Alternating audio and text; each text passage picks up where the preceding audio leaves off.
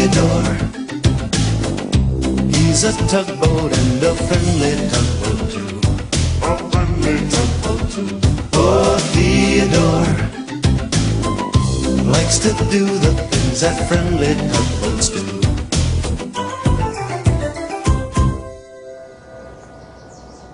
Hello, Captain Howard. He's a harbor master from down the coast. Well, he's going to come and visit me today. And I like to look shipshape for visitors, don't you? So I'm just going to straighten up a little bit here. This over here. This here. There, like that. Oh, I'd better take care of these. Why am I taking my suspenders off? Well, you see, Captain Howard, he likes to snap my suspenders. Captain Howard is quite the joker. A lot like Pugwash used to be. Did I ever tell you about Pugwash? One morning, Theodore and Hank were on their way to the edge of the harbor to welcome Stewiacke, the salvage ship. Hank was very excited. If Stewiacke is coming, smiled Hank, that means Pugwash is coming too. Just then, they heard a ship's horn. Sure enough, Stewiacke was arriving. The tugboats tooted their biggest big harbor hello on their whistles. There's Pugwash, called Hank. And sure enough, the mini submarine was in her special cradle on Stewiacke's deck. Stewiacke and Pugwash traveled far and wide, hunting for clues deep beneath the water. But whenever they visited the big harbor, it was always a special occasion. You look bigger, said Theodore. Pugwash proudly showed off her new fin to her friends. Wow! I bet Northumberland will be really excited to see you again, smiled Hank. Where is Northumberland? Said Pugwash. I can't wait to see him. He should be floating by here any moment, smiled Theodore.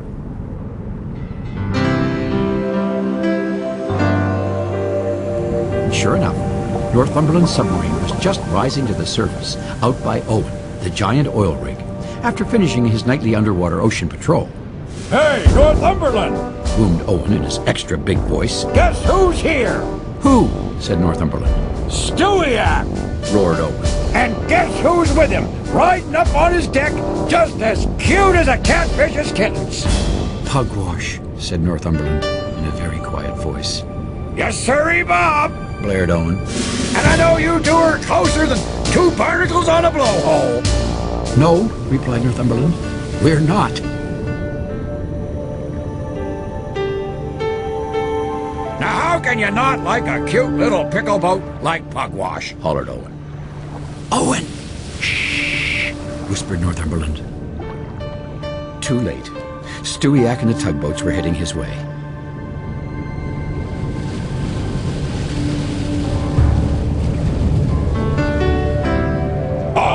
Oh, you want me to be quiet? Roared Owen in a voice so loud it shook Northumberland's periscope. Hey, I can do that, huh? No problemo! Countermeasures, cried Northumberland. Dive, dive, dive!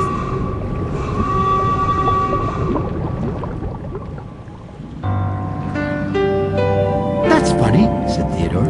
I was sure I saw Northumberland out here. All I can see now is Owen.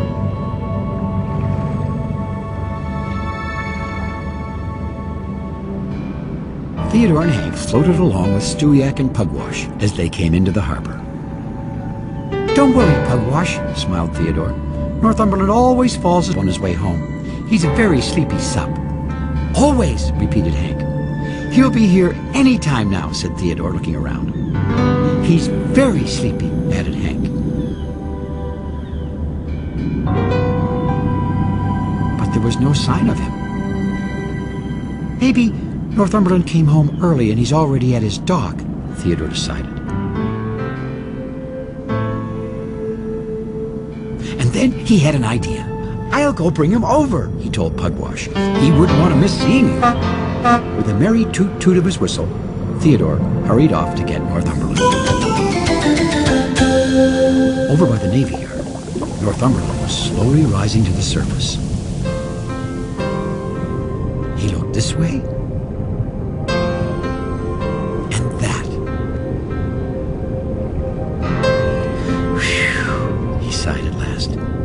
No sign of Pugwash. Northumberland! Someone was calling him. Northumberland looked around. Theodore, he said, don't scare me like that. I came to tell you that Pugwash has come for a visit, smiled Theodore. I don't want to see Pugwash, Northumberland. But I thought Pugwash was your friend, said Theodore, surprised. She bumps me, explained Northumberland. At first, Theodore almost smiled at the thought of a great big Northumberland being scared of tiny little Pugwash. She seems very well behaved to me, Theodore said at last. She's going to bump me, insisted Northumberland. She always does. Well, maybe she's changed, said Theodore. She is a little bigger than when she visited us before. Northumberland didn't say anything at first. You always used to fall asleep on your way home, Theodore continued. But today you didn't. I guess I didn't, agreed Northumberland. But it was only because I wanted to get away from Pugwash, he added quickly. Pugwash really wants to see you, said Theodore. Well, wouldn't you?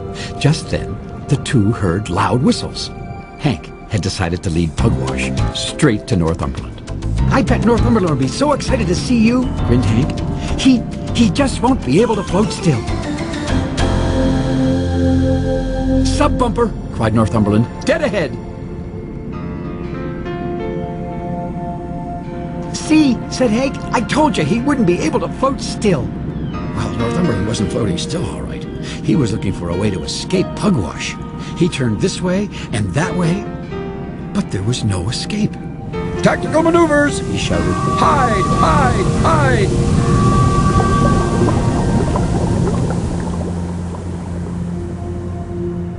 Where's Northumberland going? Said Hank, who was very puzzled. He didn't look so excited to see me, said Pugwash. He's afraid you're going to bump him, Theodore explained.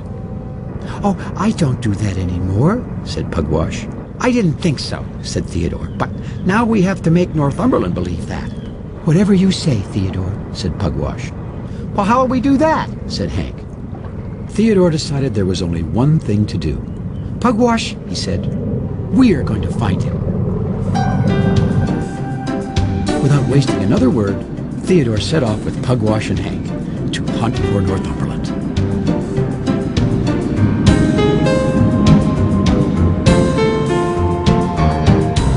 Deep beneath the waves, Northumberland was heading out of the harbor. If I can make it to the open ocean, he told himself, Pugwash will never find me.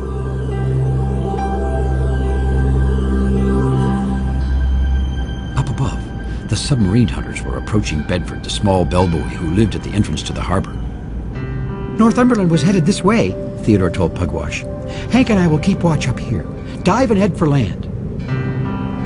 Northumberland always cruises along the coast when he leaves the harbor. Diving, called Pugwash.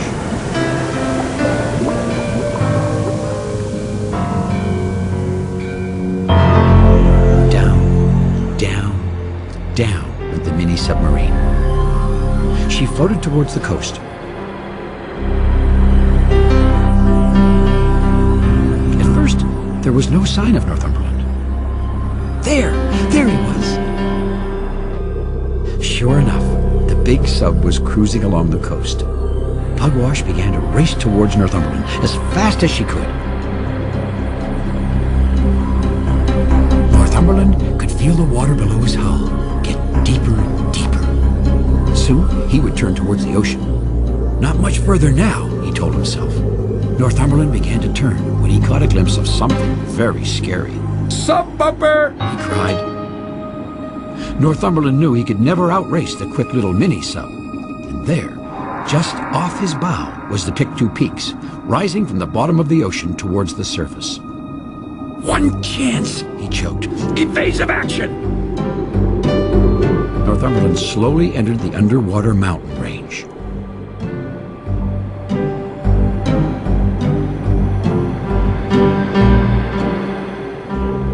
Northumberland, called Pugwash.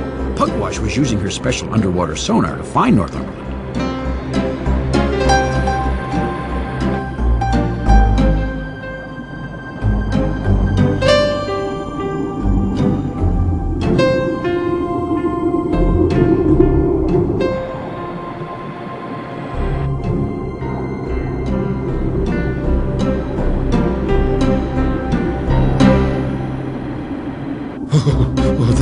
close, shouted Northumberland. The big sub rumbled off, still shaking. Northumberland! Pugwash, gasped Northumberland.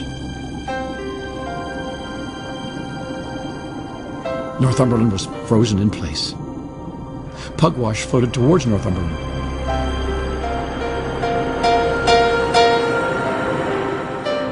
The big sub took a deep breath and closed his eyes. "Prepare for bumping," he told himself.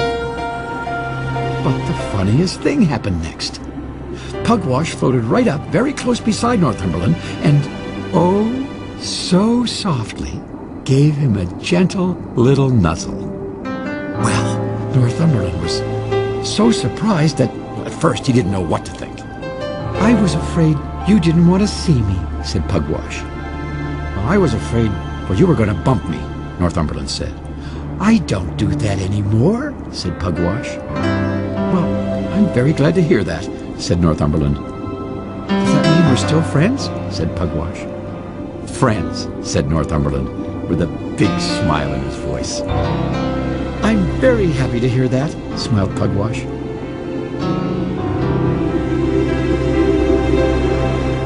And up on the surface, Theodore and Hank were still hunting for Northumberland. Just then, the water began to bubble around them. And Northumberland and Pugwash popped to the surface.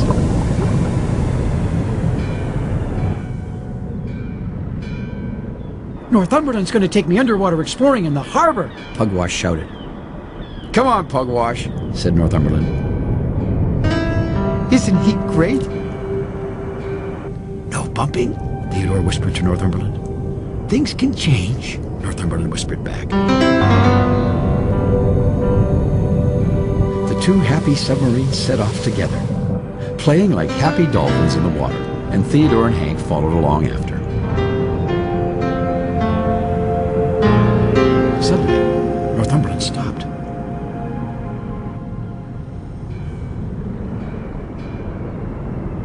Do you think something's the matter, Theodore? asked Hank. The big sub had fallen asleep right in the middle of the harbor. Then again, smiled Theodore, some things never change. If Pugwash can change, I wonder, maybe Captain Howard can change too. I mean, after all, it has been a long time since I've seen him. Maybe he won't snap my suspenders this time. You're right. I should give him a chance. I'll keep my suspenders on. Thanks for visiting us here in the Big Harbor. We'll see you all again next time. Just have to buckle this one back on. There. Put this away. There we go. That's it. There we go. All shipshape. Now I'm all ready for Captain Howard. Ow! Oh, I snapped myself. Oh.